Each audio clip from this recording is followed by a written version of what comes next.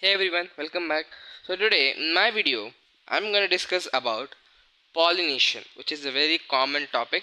Okay, this particular topic is from class 12 NCERT textbook. Okay, what is pollination? In our lower classes we have learned what is pollination, correct? The transfer of pollen grains from anther to stigma through an external factor is pollination. Okay, so that's what the transfer of pollen grain from anther to stigma is what called pollination. Okay, here if you observe, when we talk about humans sperm is present in males. Okay,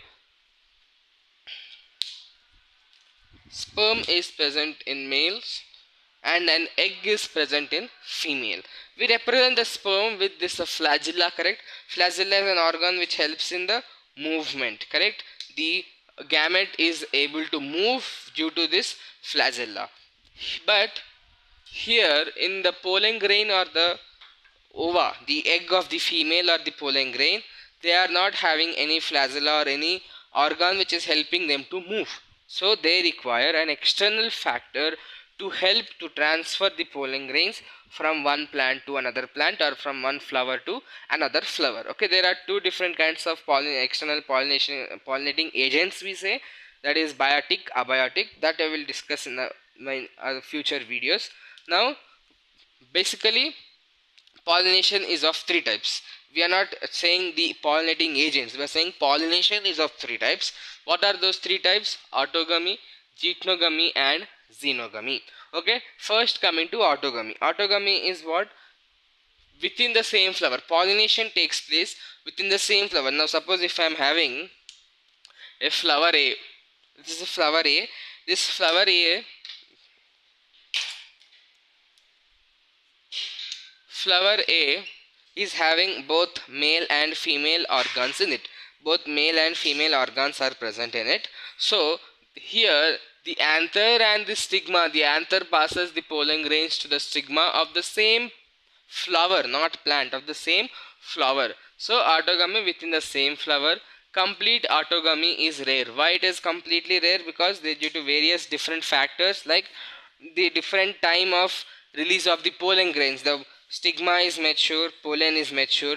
If stigma is mature before the anther is mature, then it is ready to receive the pollen grains from some other plant or some other flower. So that's why complete autogamy is rare except for this clistogamous case. Okay, now this autogamy is divided into two types, chasmogamous and clistogamous. Chasmogamous is nothing but similar to other flowers. This is no special case for this, but clistogamous, this name itself says closed. These flowers are always closed in the sense the male and the female are present together and there is no chance of any other pollen from any other flower or plant to come and fall on the stigma. Both are present at the same time, and even if the stigma is already mature, it has to wait until the anther is matured, and then the pollen grain from this anther is passed to this stigma. Means here I can say there is an assured seed set produced. Suppose in some cases where there are no pollinating agents, which is quite a rare case. No pollinating agent is a quite rare case, but if suppose there are no pollinating agents, even then this plant, the clistogamous plant, is able to survive because there is no requirement of any pollinating agent for this particular plant. Here we cannot see any genetical variation because the plant which is there, the same genetics continues throughout.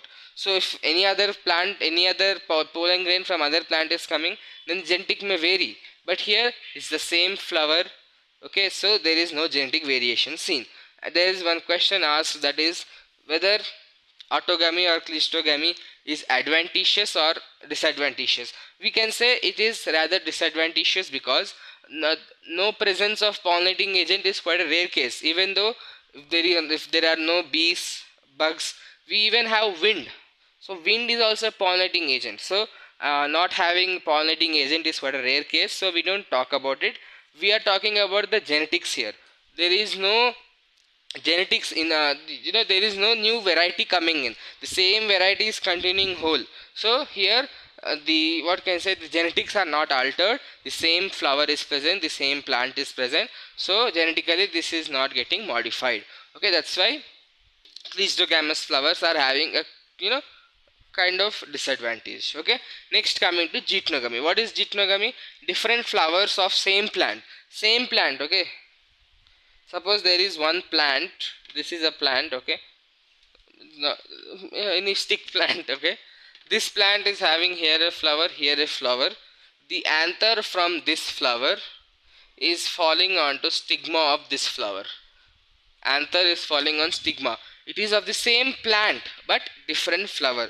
This is what geitonogamy is. Functionally, this statement is very important. Functionally cross pollination, genetically self pollination. Functionally, it is using a pollinating agent, maybe wind, maybe bee, maybe housefly, anything. Some pollinating agent is required to transfer the pollen grain from this anther to this stigma. So because there is involvement of pollinating agent, we are saying that it is functionally cross pollination. But genetically this particular plant came from a single seed. These two flowers came from a single seed. So the genetic base is same. So genetically it is self pollination only. Even though there is transfer taking place with the help of an external agent, genetically it is having same base. This is what geitonogamy is. Next, coming to the last, xenogamy. These are two different plants. Okay, suppose this is one plant, this is another plant. The anther is on this plant, the stigma is on this plant. Anther is falling on this stigma, which is different plant, which is another plant. Okay, complete cross pollination is seen here, right? Genetically more variations can also be seen in this case. Okay, the plant here, this particular plant or this particular plant is having only one sex. Here it's bisexual. Why? Male and female are present. But here both male and female are present in one single plant, then even geitonogamy can take place.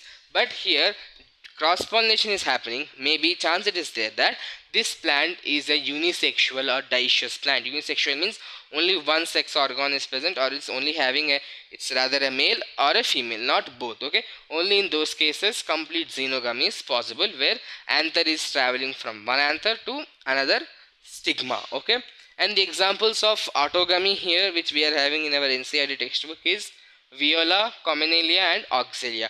These are the three examples that he has given, and then one diagram is given regarding the autogamous representing the cleistogamous and chasmogamous flowers.